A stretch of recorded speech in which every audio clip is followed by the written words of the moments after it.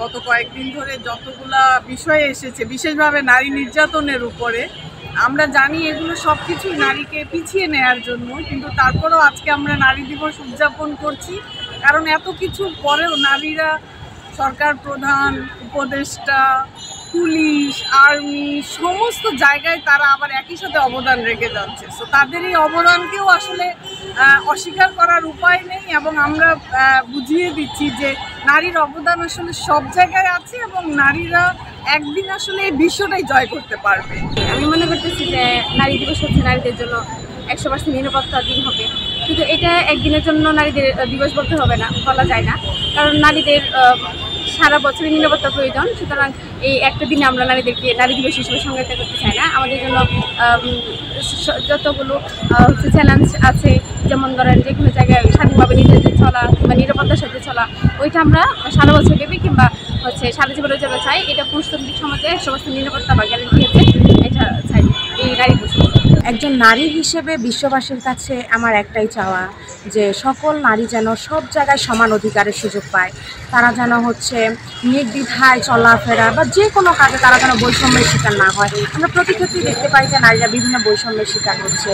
এই সকল বৈষম্য আজকের দিনে এসে, এই আধুনিক যুগে এসে যেন আমাদের কোনো বৈষম্যের শিকার না হতে হয়। বা এই যে এখন বাংলাদেশের পরিস্থিতিতে যদি দেখতে যাই যে আমরা নারীরা কোনো জায়গায় নিরাপদ না, না পরিবার, না হচ্ছে আমাদের আত্মীয় স্বজন বা বাহিরে কোথাও আমরা আসলে নিরাপদ না। তো একজন নারী হিসেবে এটা আমাদের অধিকার যে আমরা যেন নিরাপত্তা পাই। আমি একজন নারী হিসেবে বলতে পারি যে আমার মনে হয় আমার অনেক সময় ভার্সিটি থেকে বাসায় যেতে যেতে সন্ধ্যা 6টা বা 6:30 বেজে যায় ভার্সিটি বাসে করে যেতে যেতে। তো সেই সব ক্ষেত্রে যখন প্রায় সন্ধ্যার মতো হয়ে যায়, তখন আমার বাবা আমাকে প্রায় সময় কল করে। ম্যাক্সিমাম টাইমেই যখন সন্ধ্যার পর্যায়ে চলে যায় তখন ফোন করে যে আমি ঠিকঠাক মতো আসতেছি কিনা। কিন্তু একজন ছেলে হলে তো আমার আর এভাবে করে এত কেয়ারফুল থাকতো না, বা এভাবে করে ফোন দিয়ে বারবার খোঁজ খবর নিত না। কারণ আমার বাবা হয়তো বা, শুধুমাত্র আমার বাবাই না, মনে হয় এখানকার যত মেয়ে আছে তাদের সবার বাবাই মনে করে যে তাদের মেয়ে রাস্তাঘাটে সেফ না। আমি চাই যে নারী দিবস হিসেবে যেন মানুষজন আরও বেশি সচেতন হোক, এবং নারী মানেই যে সে পুরুষের থেকে কোনোভাবে কম বা ডাউন গ্রেডেড, এবং এই চিন্তা ভাবনাগুলো যেন চেঞ্জ হোক। আজকে যে প্রেক্ষাপটে দাঁড়িয়ে বাংলাদেশে আন্তর্জাতিক নারী দিবস উদযাপন হচ্ছে, সম্পূর্ণভাবে কারণ আমরা জানি যে দেশে যে সকল নারী নির্যাতন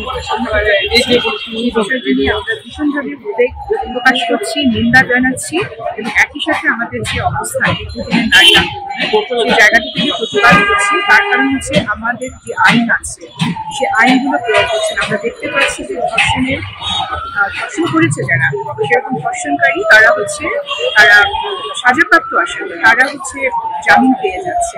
সেটা পূজার ক্ষেত্রে দেখেছি, আমরা রূপার ক্ষেত্রে সেটা দেখলাম, এবং সাম্প্রতিক সময় এক সপ্তাহে যে ঘটনাটি লালমাটিয়াতে যেতে হয়েছে, 3 দিন আগে রাজীব ভাস্কর্যের কাছে যেখানে হয়েছে, আমরা দেখেছি যে মদ দিয়ে একজন অভিযুক্ত ব্যক্তিকে তারা ছিনিয়ে এনেছে মদ তৈরি করে।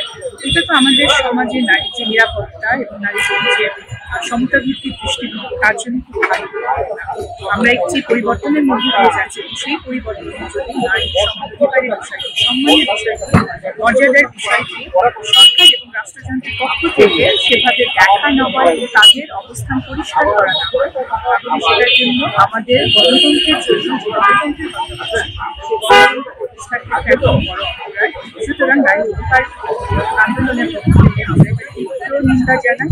আমরা মনে করি যে স্বরাষ্ট্র উপদেষ্টা যিনি আছে তার পদত্যাগ আমরা চাই, এবং আমাদের যে দাবি দাওয়াগুলো আছে নারী নিরাপত্তার সাথে, সেই দাবিগুলোর পূর্ণ সম্মান রেখে সরকার সেইভাবে বিচার।